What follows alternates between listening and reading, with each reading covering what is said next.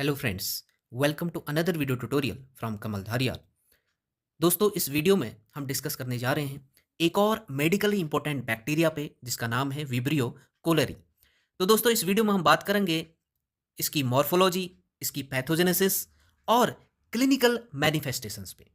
तो आइए दोस्तों, सबसे पहले बात करते हैं इसके कुछ जनरल इंट्रोडक्शन की।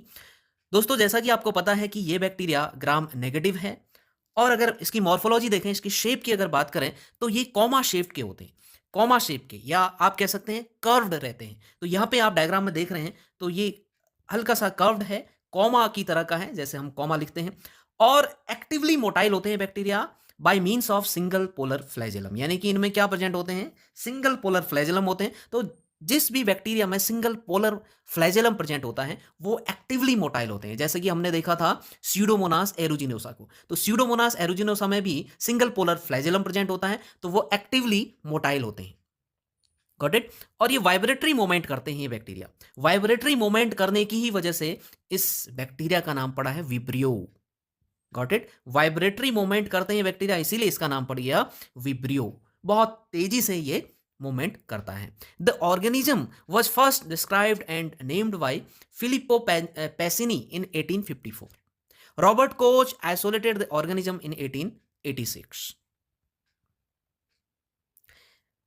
दोस्तों, अगर इनके बायोकेमिस्ट्री की बात करें, यानी कि इनके बायोकेमिकल रिएक्शन की बात करें, तो ये बैक्टीरिया फर्मेंटेटिव होते हैं, यानी कि अ, हर शुगर को, हर तरह के शुगर को ये क्या करते हैं, फर्मेंट करते हैं। They are fermentative. और एरोबिक होते हैं, यानी कि ऑक्सीजन की प्रेजेंस में ग्रो करते हैं। नॉन स्पोरिंग होते हैं, स्पोर्स का फॉर्मेशन नहीं करते। और नॉन कैप्सुलेटेड होते हैं, कैप्सूल कंटेन नहीं करते। Growth is stimulated in presence of salt. ये बैक्टीरिया सॉल्ट की प्रेजेंस में ज़्यादा अच्छी ग्रोथ दिखाते हैं। Vibrios are ubiquitous found worldwide. ये जो बैक्टीरिया है विब्रियोज, ये वर्ल्ड वाइड आपके डिस्ट्रीब्यूटेड होते हैं।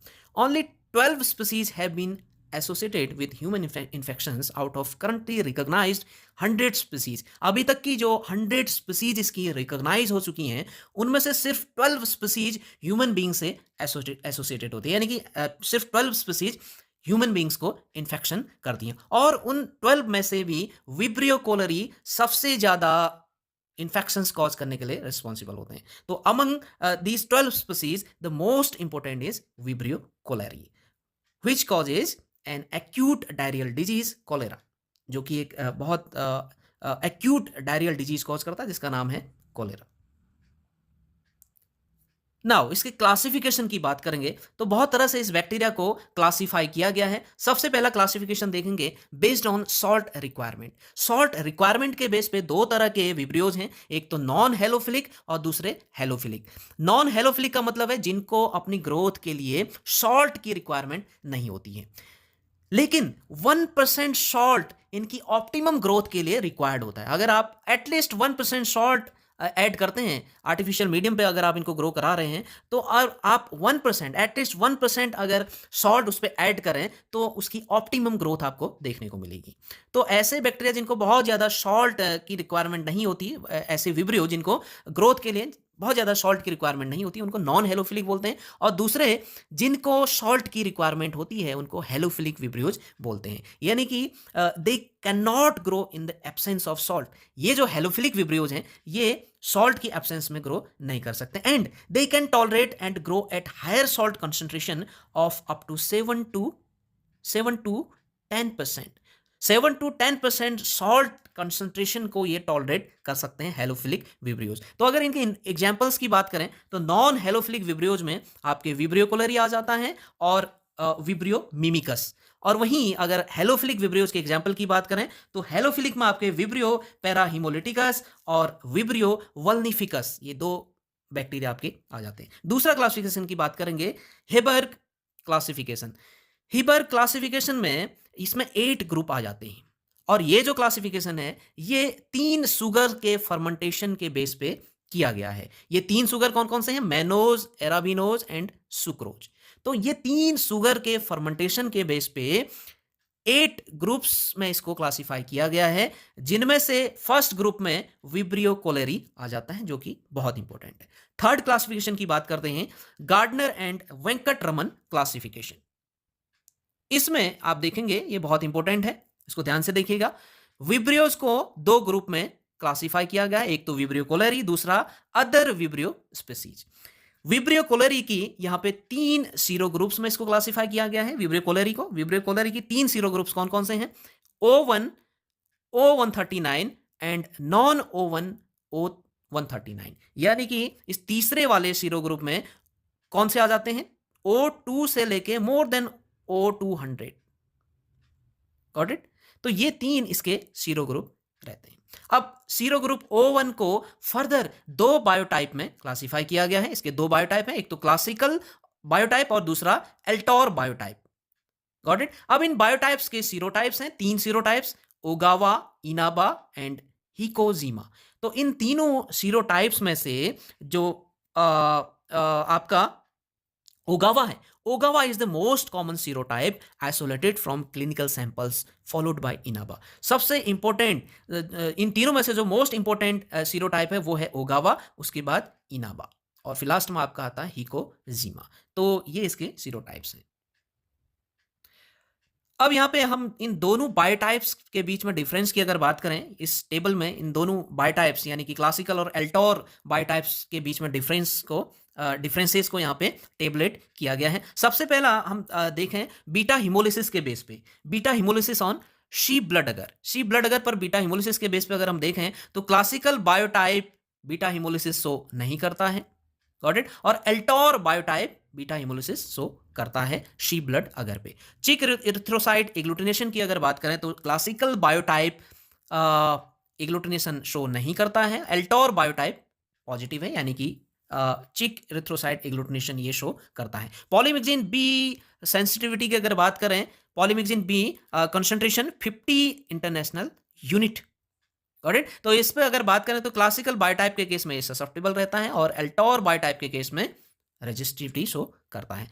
ग्रुप 4 फेज ससेप्टिबिलिटी की बात करें तो क्लासिकल बायोटाइप ससेप्टेबल है और El Tor biotype resistant. एल्टोर phase 5 susceptibility की बात करें तो क्लासिकल बायोटाइप रेजिस्टेंट और एल्टोर बायोटाइप ससेप्टेबल रहता है। VP test, Voges Proskauer test classical biotype के केस में नेगेटिव और एल्टोर बायोटाइप के केस में पॉजिटिव रहता है। कैम टेस्ट की बात करें तो कैम test classical biotype negative show करता है और El Tor biotype positive CAMP test show करता है। कोलेरा टॉक्सिन जीन की बात करेंगे तो क्लासिकल बायोटाइप के केस में CTX1 इसको एनकोड करता है।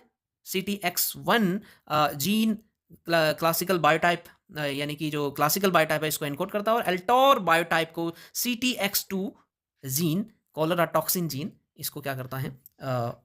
एनकोड करता है। तो ये डिफरेंसेस हैं बायोटाइप्स में। नाउ पैथोजेनेसिस की बात करेंगे तो पैथोजेनेसिस में सबसे पहले हम बात करेंगे कि what is the mode of transmission. Human beings में इसका मोड ऑफ ट्रांसमिशन क्या है? Bye injection of contaminated food और वाटर। कंटामिनेटेड फूड और वाटर के थ्रू ह्यूमन बींग्स में ये बैक्टीरिया क्या करता है? ट्रांसमिट करता है। इन्फेक्टिव डोज की अगर बात करें तो approximately 10⁸ bacteria bacilli are responsible to cause infections. Now, factors promoting transmission, ऐसे कौन से फैक्टर्स हैं जो इन्फेक्शन को क्या कर रहे हैं, इसके ट्रांसमिशन को क्या कर रहे हैं? प्रमोट कर रहे हैं। सबसे पहला फैक्टर है रिड्यूस गैस्ट्रिक एसिडिटी। वो सारे फैक्टर्स जो गैस्ट्रिक एसिडिटी को रिड्यूस करने में हेल्प करते हैं वही सारे फैक्टर इसको क्या करते हैं? इन्वाइट करते हैं इसके इन्फेक्शन को। जैसे अगर किन्हीं कारणों से आपकी जो गैस्ट्रिक एसिडिटी है वो नॉर्मल से कम हो गई या फिर आप क्या यूज कर रहे हैं? कोई एंटासिड ड्रग अगर आप यूज कर रहे हैं तो उस केस में आपकी गैस्ट्रिक एसिडिटी कम हो जाती है, तो ये इन्फेक्शन आपका होने के चांस रहते हैं। हाईली एक्टिव मोटिलिटी, बैक्टीरिया की हाईली एक्टिव मोटिलिटी, जैसा कि आपको पता है कि ये सिंगल पोलर फ्लैजेलम कंटेन करता है तो हाईली मोटाइल होता है। तो हाईली मोटाइल होना भी क्या करता है? ट्रांसमिशन को प्रमोट करता है। नेक्स्ट है एडेशन एंड कोलोनाइजेशन। एडेशन और कोलोनाइजेशन को type 4 fimbriae called toxin regulated pilus, इस टाइप 4 फिम्बरी को क्या बोलते हैं? TCP। Got it? TCP, toxin coregulated pilus. तो ये एडेशन और कोलोनाइजेशन को यही TCP क्या करता है? फैसिलिटेट करता है। Got it? और जो अनदर फैक्टर है जो कि ट्रांसमिशन को प्रमोट करता है या पैथोजेनेसिस को प्रमोट करता है वो है कोलेरा टॉक्सिन, जो कि बहुत इंपॉर्टेंट है। ये इसी कोलेरा टॉक्सिन की वजह से कोलेरा इन्फेक्शन होता है। बैक्टीरिया, इसमें बैक्टीरिया या सेप्टिसीमिया का केस ज़्यादा नहीं होता। जो कॉम्प्लिकेशंस या जो भी क्लिनिकल मैनिफेस्टेशंस होते हैं वो कॉलेरा टॉक्सिन की ही वजह से ज़्यादा होते हैं। तो यहाँ पे हम बात करेंगे कि किस तरह से ये जो फ्लो चार्ट हमने बनाया हुआ है, तो किस तरह से बैक्टीरिया ह्यूमन बीइंग की बॉडी में एंटर करता है और किस तरह से ये क्लिनिकल मैनिफेस्टेशंस को डेवलप करता है, वो हम इसमें देखेंगे। तो आपको पता है कि बैक्टीरिया इंजेक्शन के थ्रू कहाँ पहुंचा, आपके स्टमक में पहुंच गया। जब आपने कॉन्टामिनेटेड फूड या कॉन्टामिनेटेड वाटर को इनटेक किया, तो अगर उसमें विब्रियो कोलरी बैक्टीरिया प्रेजेंट है तो वो क्या करेगा, आपके गैस्ट्रो इंटेस्टिनल ट्रैक्ट के थ्रू स्टमक में एंटर कर गया, और स्टमक में एंटर करने के बाद वहां पे क्या करता है, एसिड बैरियर से होते हुए आपके कहाँ पहुंचा, इंटेस्टीन्स पे पहुंचा, स्मॉल इंटेस्टीन्स पे पहुंचा, और वहां पे क्या होगा, मल्टीप्लीकेशन होगा, इसका मल्टीप्लाई होके ये क्या करेगा, the Vibrio penetrate the mucus barrier में पेनिट्रेट कर जाएगा एंड अडहेयर टू माइक्रोविलाई। और वहां पे जो माइक्रोविलाई होते हैं, इस तरह से जो माइक्रोविलाई रहते हैं इंटेस्टीन्स पे, उन माइक्रोविलाई पे क्या हो जाएगा, अडहेयर हो जाएगा, यानी कि वहां पे अटैच हो जाएगा। एपिथेलियल सेल्स की जो माइक्रोविलाई होती है वहां पे ये अडहेयर हो जाता है, और वहां पे भी ये क्या करता है, मल्टीप्लाई करता है। द विब्रियोज स्ट्रिक्टली एपीपैथोजन, ये जो विब्रियोज हैं ये एपीपैथोजन्स होते हैं, do not penetrate deep into the gut. ये गट में डीप पेनिट्रेशन इनका नहीं रहता है, जिसकी वजह से क्या होगा, देयर इज नो बैक्टीरिया नहीं होता, क्योंकि ये क्या, ये इन्वेजन नहीं कर रहा है। गॉट इट, एपीपैथोजन है। The virulence of Vibrio cholerae is due to the cholera toxin, due to the release of cholera toxin। जैसा कि मैंने पहले भी आपको बताया कि जो भी मैनिफेस्टेशंस हो रहे हैं, क्लिनिकल मैनिफेस्टेशंस हो रहे हैं, वो किसकी वजह से हो रहे हैं, वो कॉलेरा टॉक्सिन की वजह से हो रहे हैं। तो कॉलेरा टॉक्सिन जो है वो बहुत बड़ा विरुलेंस फैक्टर है विब्रियो कोलरी के इन्फेक्शन के केस में। Got it. The toxin also inhibit intestinal absorption of sodium and chloride. ये टॉक्सिन क्या करता है, सोडियम और क्लोराइड के एब्जॉर्प्शन को इनहिबिट कर देता है, जिसकी वजह से क्या होता है कि आपकी जो सेल्स होती हैं, एपिथेलियल सेल्स होती हैं, उनसे एक्सेसिव सोडियम और क्लोराइड्स आयन आपके ल्यूमन में चले जाते हैं, और ल्यूमन में चले जाने से ऑस्मो रेगुलेशन, जो ऑस्मो बैलेंस होता है, ऑस्मोटिक बैलेंस बनाने के लिए एक्सेसिव वाटर भी आपके जो इंटेस्टिनल ल्यूमेन है वहां चला जाता है, जिससे क्या होता है, वाटरी डायरिया होता है। The clinical manifestations and complications are due to massive water and electrolyte depletion. तो बहुत ज्यादा इलेक्ट्रोलाइट्स के लॉस होने से, वाटर के लॉस होने से क्या हो जाता है, डिहाइड्रेशन की कंडीशन आ जाती है, उसी को क्या बोलते हैं, कोलेरा बोला जाता है। Got it. तो आगे हम इसके टॉक्सिन के मैकेनिज्म पर डिस्कस करेंगे। तो आइए दोस्तों यहां पे डिस्कस करते हैं कि टॉक्सिन किस तरह से एक्शन करता है।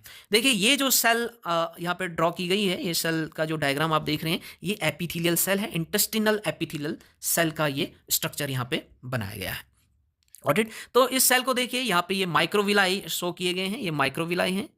Got it. और यहाँ पे ये क्या है, एपिथेलियल सेल है इंटेस्टीन की।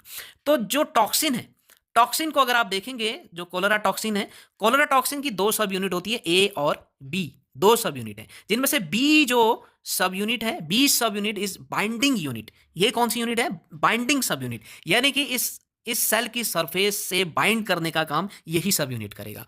Got it. और बाकी का काम जो ए सब यूनिट है उसका रहता है। तो यहां पे आप देख रहे हैं A B subunit, cholera toxin का ए बी सब यूनिट, ये टॉक्सिन की सब यूनिट है। तो सबसे पहले ये सेल सरफेस पे आके अटैच होता है, किसकी हेल्प से, by the help of ganglioside receptors. इनको बोला जाता है GM1 रिसेप्टर्स, GM1 रिसेप्टर्स। तो ये GM1 गैंग्लियोसाइड रिसेप्टर्स की हेल्प से ये जो टॉक्सिन है ये यहां पे क्या करता है, अटैच करता है। Got it. किसकी हेल्प से, बाइंडिंग सब यूनिट की हेल्प से, बी सब यूनिट की हेल्प से यहाँ पे क्या कर रहा है, बाइंड कर रहा है। अब क्या करेगा कि अटैचमेंट हुआ और पूरा टॉक्सिन अंदर इंटरनलाइज हो जाता है। टॉक्सिन अंदर क्या हो जाएगा, इंटरनलाइज हो जाएगा। इंटरनलाइज होके ये या तो एंडोसोम्स के थ्रू, गॉट इट, एंडोसोम्स के थ्रू, यानी कि इसको क्या बोलेंगे, vesicle mediated transport.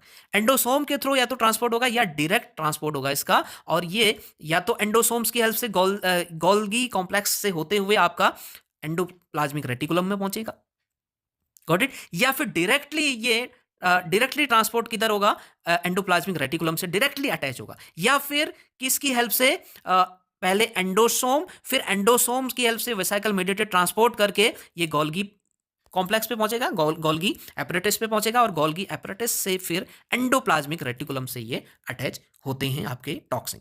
Got it. अब यहां पे क्या होगा कि जो ए यूनिट है, ए यूनिट भी क्या आपके कर जाता है, इसका भी ब्रेकडाउन हो जाता है। ए सब यूनिट की दो सब यूनिट यहां पे निकल के आ जाती है, दो फ्रेगमेंट में ये क्या हो जाता है, इसका क्लीवेज हो जाता है। एक तो ए वन, दूसरा ए वन, एक तो आपका ए वन और दूसरा ए टू में ये क्या हो जाता है, टूट जाता है। तो यहाँ पे जो ए टू ए वन जो आपका सब यूनिट है, A one is the active fragment. A one क्या है, ए वन एक्टिव फ्रेगमेंट रहता है। तो ये क्या करेगा, ए वन फ्रेगमेंट, कोलेरा टॉक्सिन का ए वन फ्रेगमेंट, ए सब यूनिट का जो ए वन फ्रेगमेंट है, क्योंकि ए का भी ब्रेकडाउन हो गया, ए वन और ए टू में टूट गया। ए वन फ्रेगमेंट क्या करता है, ये जी प्रोटीन्स को एक्टिवेट करता है। और ये जी प्रोटीन जब एक्टिवेट हो जाते हैं, ये एक्टिवेट करते हैं एडिनाइलेट साइक्लेज को एक्टिवेट करते हैं। Got it. और एडिनाइल साइक्लेज का काम क्या होता है, एडिनाइलेट साइक्लेज का काम होता है कि ये एटीपी को तोड़ के साइक्लिक एएमपी में कन्वर्ट कर देते हैं। Got it. ध्यान से एक बार फिर से सुनिए कि जो cholera toxin A one unit है, A one unit G proteins को एक्टिवेट करती है। Got it. और ये जी प्रोटीन्स क्या करते हैं, यही जी प्रोटीन्स एडिनाइलेट साइक्लेज को एक्टिवेट करते हैं। और एडिनाइलेट साइक्लेज की प्रेजेंस में, ये एडिनाइलेट साइक्लेज एंजाइम है, इसकी प्रेजेंस में एटीपी साइक्लेज एएमपी में कन्वर्ट हो जाता है। साइक्लिक एडिनोसिन मोनोफॉस्फेट में आपके जो एडिनोसिन ट्राइफॉस्फेट हैं वो कन्वर्ट हो जाते हैं। तो जब आपके साइक्लिक एएमपी बन गए, सी एएमपी बन गए, एक्सेसिव साइक्लिक एएमपी का जब एक्युमुलेशन हो जाता है तो ये एक्टिवेट करता है किसको, प्रोटीन काइनेज को ये एक्टिवेट करता है। Got it. अब प्रोटीन काइनेज एक्टिवेट होके ये सीएफटीआर को स्टिमुलेट करता है। सीएफटीआर क्या है, ये एक चैनल्स होते हैं जिनको बोलते हैं, सीएफटीआर का फुल नेम है cystic fibrosis transmembrane conductance regulator. Got it. तो ये जो प्रोटीन काइनेज जब एक्टिवेट होते हैं तो ये सीएफटीआर को क्या करते हैं, एक्टिवेट करते हैं। तो सीएफटीआर यहां पे क्या हो जाते हैं, ओपन हो जाते हैं, ये चैनल है। Got it. Cystic fibrosis transmembrane conductance regulators होते हैं जो ये आयन चैनल्स हैं। तो यहां पे प्रोटीन काइनेज इनको क्या कर देता है, इनको एक्टिवेट करता है, इनको स्टिमुलेट करता है टू ओपन अप। तो सीएफटीआर जब ओपन हो जाते हैं तो अंदर से जो भी आपके क्लोराइड आयंस और सोडियम आयंस रहते हैं वो कहाँ चले जाते हैं, बाहर चले जाते हैं सेल से, यानी कि ल्यूमेन में। इधर ये क्या है, ये ल्यूमेन है, सॉरी ये क्या है, इधर ये ल्यूमेन है, इंटेस्टिनल ल्यूमेन, और ये एपिथेलियल सेल है। तो जब ये सीएफटीआर आपके ओपन अप हो जाते हैं तो यहां से क्लोराइड आयंस और सोडियम आयंस कहाँ निकल आते हैं, बाहर चले जाते हैं। तो यहाँ पे जो ये सोडियम प्रोटॉन पंप है, सोडियम प्रोटॉन पंप काम करना बंद कर देता है, यानी कि सोडियम और क्लोराइड्स का एब्जॉर्प्शन बंद हो जाता है। Got it. प्रोटीन, क्योंकि प्रोटीन काइनेज का काम ही यही होता है कि वो इसको क्या कर देते हैं, इन चैनल्स को बंद कर देते हैं, यानी कि इसके एब्जॉर्प्शन को, सोडियम और क्लोराइड्स के एब्जॉर्प्शन को क्या कर देते हैं, स्टॉप कर देते हैं, इनिबिट कर देते हैं।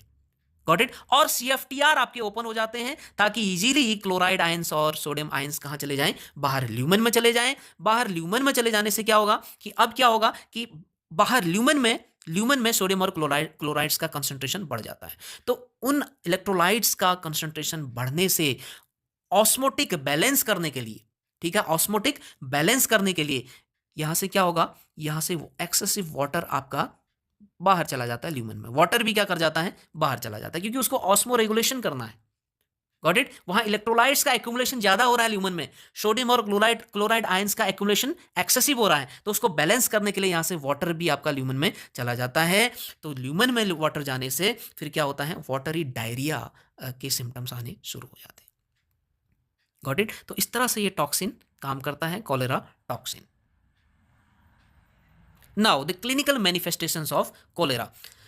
Vibrio cholerae O1 or O139 infections produce a range of clinical manifestations such as asymptomatic infections. 75% of cases में पेशेंट एसिम्टोमेटिक रहता है। Got it.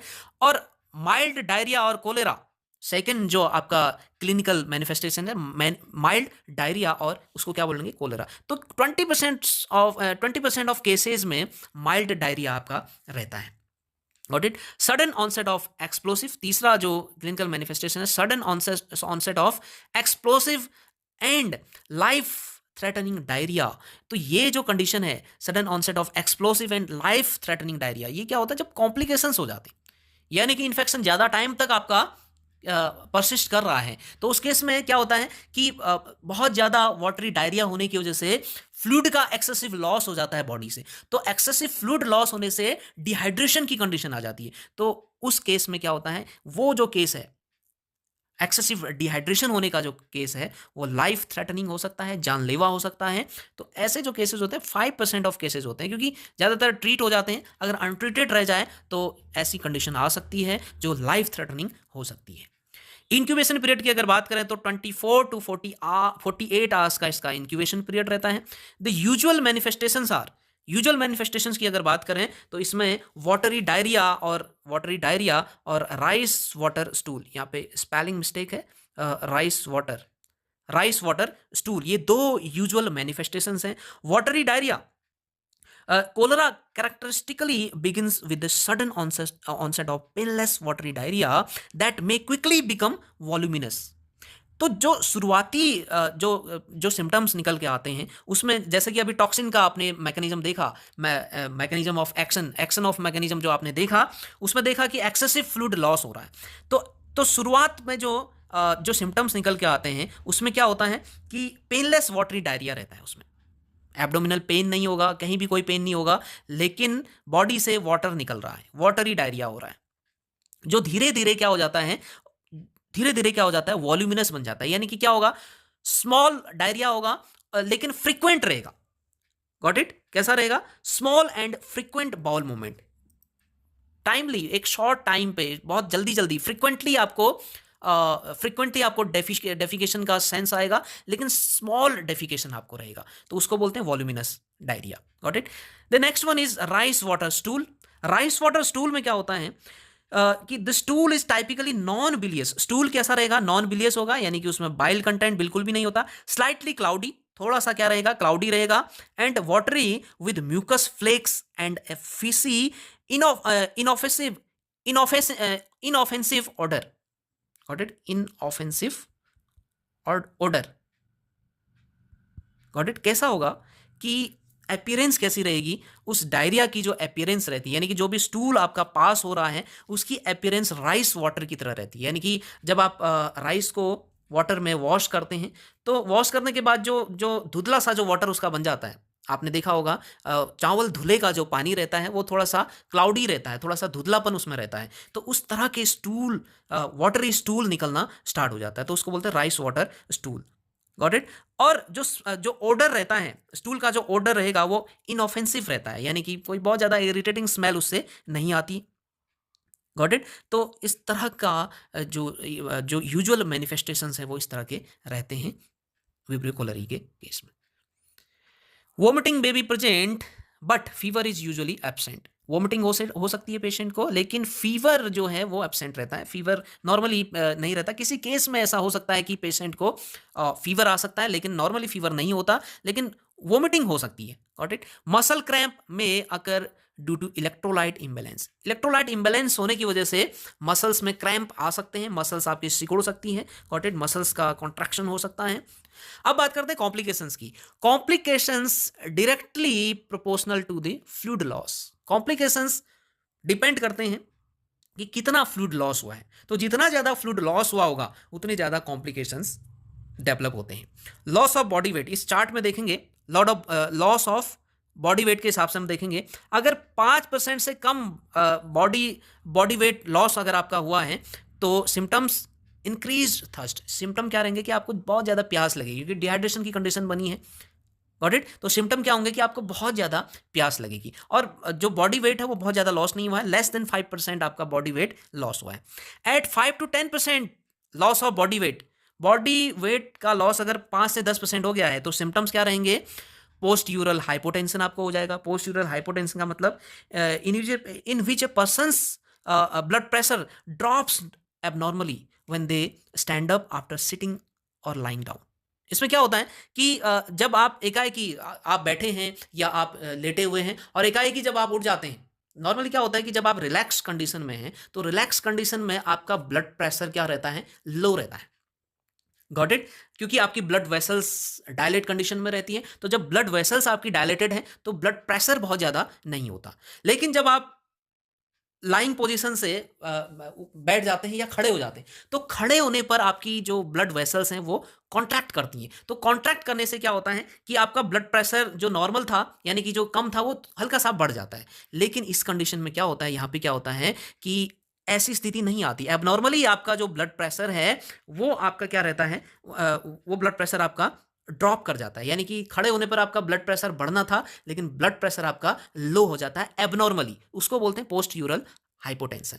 वीकनेस हो जाती है, टैकीकार्डिया हो जाता है, यानी कि हार्ट बीट्स आपकी बढ़ जाती है। Decrease skin turgor. Decrease skin turgor का मतलब है, अगर आप हल्का सा अपने बैक ऑफ द हैंड को की स्किन को आप पुल्ड अप करें, ऊपर को उठाएं, तो नॉर्मली क्या होता है कि थोड़ी देर में आपकी वो स्किन, जैसे ही आपने उठाया स्किन को, आपकी स्किन क्या हो जाती है, बैठ जाती है। लेकिन इस कंडीशन में क्या होता है कि आपका जो स्किन टर्गर है वो डिक्रीज कर जाता है। इधर आप फर्स्ट डायग्राम पे देखिए कि इस स्किन को पुल किया जैसे कि आपने इस तरह, तो ये स्किन थोड़ी देर तक आपकी ऐसी रहेगी, ऊपर को ही पुल्ड अप रहती है, ऊपर को पुल्ड अप ही रहेगी ये स्किन आपकी। नॉर्मली ऐसा नहीं होता है। तो इसमें इसी इसी कंडीशन को क्या बोलते हैं, decrease skin turgor. Got it? और अगर आपका body weight more than 10% loss हो जाता है, यानी कि बॉडी वेट आपका मोर देन 10% कम हो गया, तो इसमें बहुत ज़्यादा कॉम्प्लिकेशंस हो जाते हैं। जैसे उसके सिम्टम्स देखें हम, रीनल फेलियर हो जाता है due to acute tubular necrosis and fluid loss. Excessive fluid loss होने से रीनल फेलियर आपका हो सकता है। ओलिगो यूरिया की कंडीशन आ जाती है, यानी कि लो यूरिन आउटपुट, बहुत कम, क्योंकि आपका डिहाइड्रेशन होने की वजह से क्या हो जाता है, आपका जो यूरिन आउटपुट है वो कम हो जाता है। ओलिगो यूरिया उस कंडीशन को बोला जाता है। वीक और एब्सेंट पल्सेस, ठीक है, वीक, आपकी पल्सेस वीक पड़ जाती हैं। संकन आईज हो जाती हैं, आईज में आपके गड्ढे पड़ जाते हैं, आई के नीचे जब आप देखें तो आई में आपके गड्ढे पड़ जाते हैं, धस जाती हैं आंखें। इस पिक्चर में आप देख सकते हैं कि आंखें धस जाती हैं, इस तरह से रिंकल बन जाते हैं आईज के नीचे। Got it? तो इसको बोलते हैं sunken eyes. Sunken fontanelle in infants. Infants को अगर आप देखेंगे तो उनका फॉन्टेनेल जो रहता है वो क्या रहता है, थोड़ा सा यहाँ पे गैप, इस पिक्चर में आप देखिए, ये देखिए, तो यहाँ पे क्या होता है कि ये जो एरिया है फॉन्टेनेल, ये भी आपका क्या रह जाता है, ये धस जाता है नीचे को। Got it? ये भर नहीं पाता। तो यहाँ पे बच्चे की जो ये जो एरिया है ये बहुत ज़्यादा सॉफ्ट बन के रह जाती है। Got it? क्योंकि क्या हो रहा है, एक्सेसिव लॉस ऑफ वाटर हो रहा है बॉडी से, तो उस वजह से क्या हो जाता है, संकन फॉन्टेनेल हो जाता है इन्फेंट्स में। रिंकल्ड स्किन, आपकी स्किन में झुर्रियाँ पड़ जाती हैं, स्किन झुर्रियाँ पड़ जाती हैं। और सोमनोलेंस एंड कोमा, या फिर पेशेंट कोमा में चला जाता है, या सोमनोलेंस उसको रहता है, यानी कि सोमनोलेंस का मतलब है कि उनीति होना, यानी कि हर समय पेशेंट क्या फील करेगा, बहुत वीकनेस फील करेगा, उसको ऐसा लगेगा कि मुझे नींद आ रही है, बार बार बार बार उसको नींद आएगी। Got it? तो इस तरह के कॉम्प्लिकेशंस डेवलप हो जाते हैं पेशेंट। तो दोस्तों इस वीडियो में बस इतना ही। आई होप कि आपके समझ में वीडियो आया होगा। अगर आपके समझ में वीडियो आया है तो ज़्यादा से ज़्यादा आप इसको शेयर करिए, लाइक करिए, और चैनल पर अगर पहली बार है तो चैनल को सब्सक्राइब जरूर करिए, बेल आइकन को जरूर प्रेस करिए, ताकि आने वाली वीडियोस की नोटिफिकेशंस आपको मिलती रहे। तो इसके नेक्स्ट वीडियो में हम इसके लेबोरेटरी डायग्नोसिस और ट्रीटमेंट पे डिस्कस करेंगे।